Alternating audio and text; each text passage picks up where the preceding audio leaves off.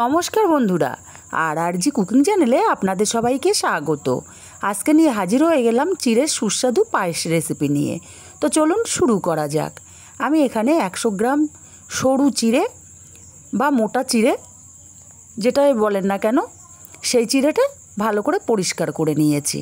এই চিড়েটা দিয়ে পায়েস করলে কিন্তু খুব সুন্দর হয়, কারণ এই চিড়েগুলো তাড়াতাড়ি কিন্তু জলটা শোপ করতে পারে না।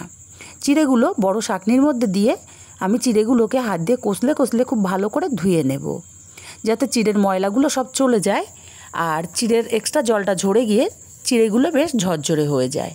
চিড়েগুলোকে খুব ভালো করে ধুয়ে নিয়ে এইভাবে পাতিয়ে রেখে দেবো মিনিট 2 মতো। 2 মিনিট পরে চিড়েগুলো দেখুন কতটা ঝরঝরে হয়ে গেছে, এক্সট্রা জলটা কিন্তু সম্পূর্ণ ঝরে গেছে। এবার সোজা রান্নায় চলে যাব। গ্যাসে একটা কড়াই বসিয়ে 2 চামচ পরিমাণে ঘি দিয়ে দিলাম। ঘিটাকে গরম করে এখানে দিয়ে দেব 6-7টা কাজু, আমি 2 ভাগ করে ভেঙে রেখেছিলাম। কাজুগুলোকে হালকা করে ভেজে নেব।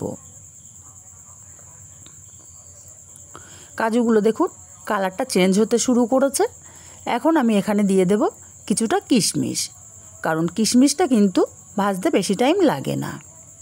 তাই কাজু আর কিশমিশগুলোকে এখন ভেজে নেব। কিশমিশগুলো দেখুন সব ফুলে ফুলে কিন্তু কোলবালিশের মতো হয়ে গেছে, আর কাজুর কালারটাও কিন্তু চেঞ্জ হয়ে গেছে। আমি কাজু আর কিশমিশগুলোকে তুলে নেব। কাজু কিশমিশগুলো তুলে নিয়ে এই ঘিয়ের মধ্যে আমি ধুয়ে জল ঝরিয়ে রাখা চিড়েটাকে দিয়ে দিলাম। এবার চিড়েটাকে একটু সময় নিয়ে লো ফ্লেমে আমি ভেজে নেব, যাতে চিড়েগুলো কালারটাও চেঞ্জ হয়ে যায় আর সম্পূর্ণ ঝরঝরে হয়ে যায়। দেখুন আমি 5 মিনিট সময় নিয়ে চিড়েগুলোকে ভেজে নিয়েছি। চিড়েগুলো কতটা ঝরঝরে হয়ে গেছে আর কালারটাও কিন্তু সম্পূর্ণ চেঞ্জ হয়ে গেছে। এখন এই চিড়েগুলোকে আমি আলাদা পাত্রে নামিয়ে নেব। বন্ধুরা, অনেক পায়েস তো খেয়েছেন, চিড়ে দিয়ে একবার পায়েস খেয়ে দেখবেন, খেতে কিন্তু অসাধারণ লাগে। ওই কড়াইতেই আমি এখানে দিয়ে দেব 2 লিটার গরুর দুধ। তাই দুধটা আমি ছেঁকে দেব, কারণ দুধের মধ্যে অনেক সময় অনেক নোংরা থাকে। আমি কিন্তু এই দুধের মধ্যে কোনো জলের ব্যবহার করিনি। এবার এই দুধটাকে নাড়াচাড়া করে হাই ফ্লেমে ফুটিয়ে নেব।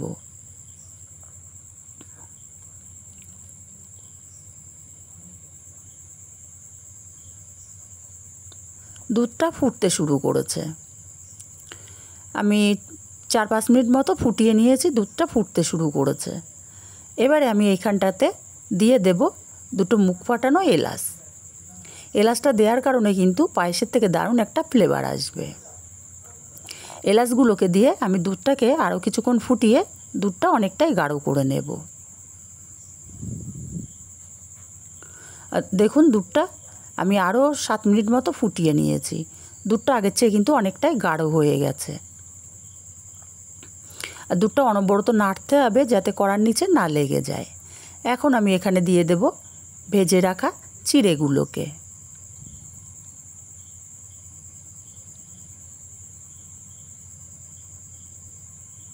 ভেজে রাখা চিড়েগুলোকে দিয়ে আমি নাড়াচাড়া করে দুধের সাথে ফুটিয়ে নেব 5 মিনিট। 5 মিনিটে ফুটিয়ে নিলে কিন্তু চিড়েগুলো ফুলে ডবল হয়ে যাবে, দুধটাও কিন্তু অনেকটাই গাঢ় হয়ে যাবে। দেখুন 5 মিনিট আমি চিড়েগুলোকে ফুটিয়ে নিয়েছি। এখন এখানে দিয়ে দেব মিষ্টির জন্য লাল বাতাসা। এই বাতাসাগুলো দেওয়ার জন্য কিন্তু কালারটা দারুণ আসবে আর টেস্টটাও কিন্তু খুবই ভালো হবে। বাতাসাগুলো দিয়ে হালকা করে নাড়াচাড়া করে দেব।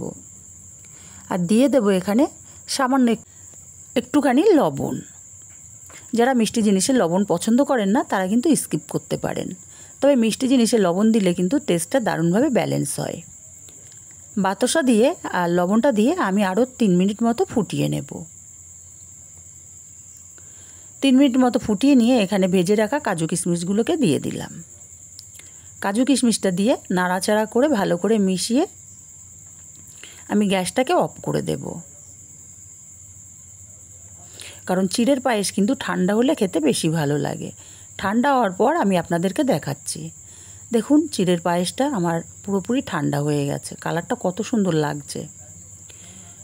রেসিপিটা কেমন লাগলো কমেন্ট করে জানাতে কিন্তু ভুলবেন না। ভালো লাগলে কাছের আত্মীয় স্বজন বন্ধু বান্ধবীদের কাছে শেয়ার করতে ভুলবেন না।